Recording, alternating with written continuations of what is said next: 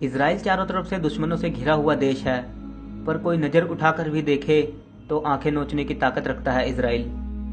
Israel एक छोटा सा देश है जिसकी जनसंख्या 90 लाख के आसपास है, पर 150 करोड़ से अधिक आबादी वाले 56 मुस्लिम देश भी इसराइल से खौफ खाते हैं। इसराइल एक ऐसा देश है जिसका नक्शा आप देखें तो चारों ओर से मुस्लिम देशों से घिरा हुआ है, फिर भी किसी मुस्लिम देश की मजाल नहीं कि इसराइल को छेड़ सके। यहाँ तक कि दुनिया का सबसे खूंखार आतंकी संगठन ISIS भी इसराइल से डरता है। उदाहरण के तौर पर ISIS ने पूरे अरब देश में आतंक मचाया हुआ है और लोगों का कत्लेआम कर रहा है, लेकिन अभी तक ISIS ने इसराइल की तरफ एक भी गोली चलाने की हिम्मत नहीं दिखाई, जबकि इसराइल सीरिया का पड़ोसी देश ही है। आज तक ISIS ने एक भी इसराइल के नागरिक को छुआ तक नहीं, क्योंकि ISIS को पता है जहां इसराइल को थोड़ा भी छेड़ा, अगले ही पल या तो इसराइल की ओर से मिसाइल दाग दिया जाएगा या इजरायली सेना ISIS पर चढ़ाई कर देगी। दोस्तों, इसराइल का ये रुतबा ऐसे ही नहीं बना है, बात है इसराइल के बनने की। जब हिटलर से जान बचाकर यहूदी लोग इसराइल पहुंचे थे और इसराइल बनाया था। अरब के मुस्लिमों ने पहली बार इसराइल पर 1948 में हमला किया था।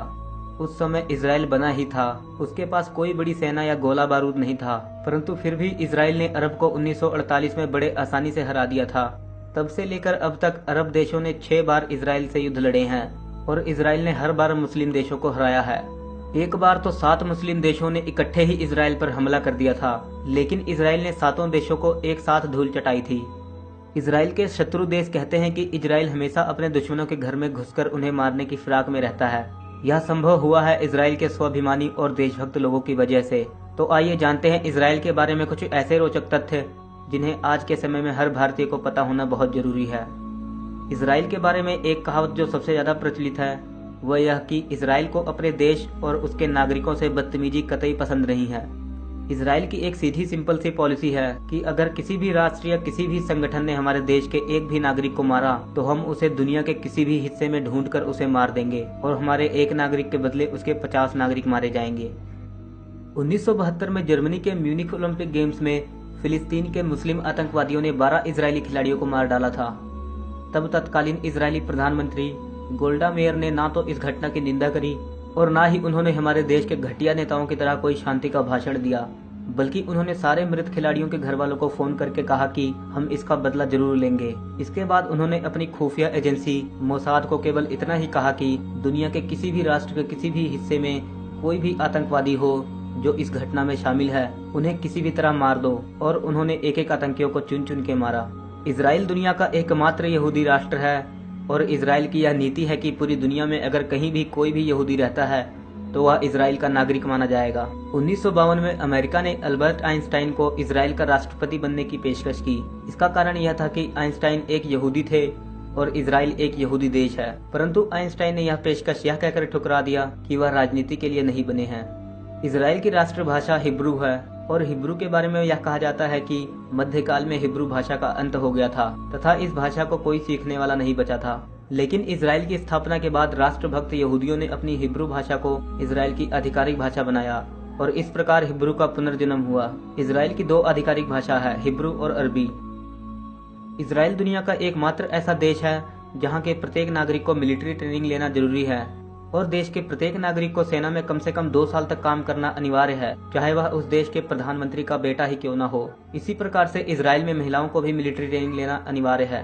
अगर हम इसराइल की वायुसेना की बात करें तो इसराइली वायुसेना दुनिया की 4थी सबसे बड़ी वायुसेना है। यह वायुसेना इतनी शक्तिशाली है कि अमेरिका और रूस जैसे देश भी इनसे डरते हैं। वायुसेना क्षमता के मामले में सिर्फ अमेरिका, रूस और चीन ही इसराइल से आगे हैं। इसराइल दुनिया का एकमात्र ऐसा देश है जो पूर्ण रूप से anti ballistic missile defence system से लैस है, यानी इसराइल की पूरी सीमाओं तथा प्रत्येक हिस्से में एंटी बैलिस्टिक मिसाइल लगी हुई है। इसी कारण चारों तरफ अपने शत्रु देशों से घिरे होने के बावजूद भी इसराइल आज तक सुरक्षित है। इसराइल के ऊपर प्रतिदिन अरब देशों के पाले हुए अनेक आतंकवादी संगठन रॉकेट से हमला करते हैं, लेकिन सारे रॉकेट इनके डिफेंस सिस्टम के कारण रास्ते में ही नष्ट हो जाते हैं।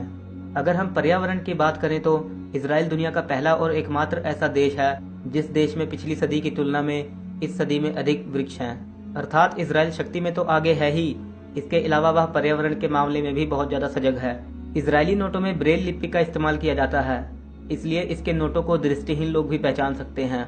सबसे पहला फोन मोटरोला कंपनी ने इजराइल में ही बनाया था। इसके अलावा सबसे पहली पेंटियम चिप, पहली वॉइस मेल, पहला एंटीवायरस भी इजराइल में ही बना था। सबसे पहला एंटीवायरस इजराइल में 1979 में बनाया गया था।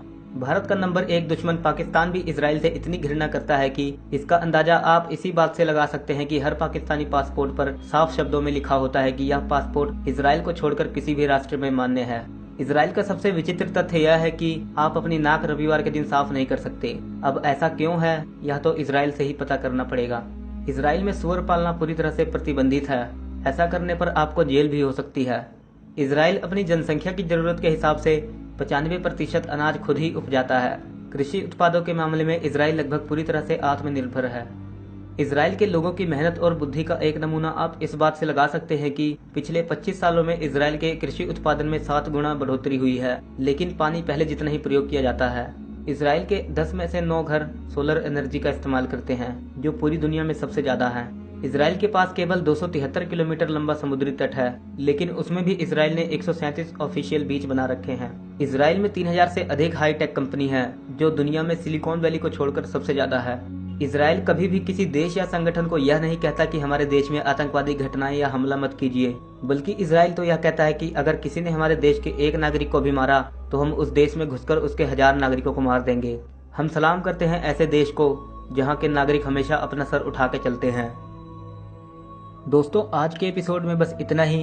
अगर वीडियो अच्छी लगी हो तो वीडियो को जरूर लाइक करें, और अगर आप हमारे चैनल पर पहली बार आए हो तो चैनल को सब्सक्राइब करें, ताकि हमारी आने वाली नई वीडियोस आप मिस ना कर सकें। मैं आपसे मिलूंगा एक और नए एपिसोड के साथ। तब तक के लिए नमस्कार।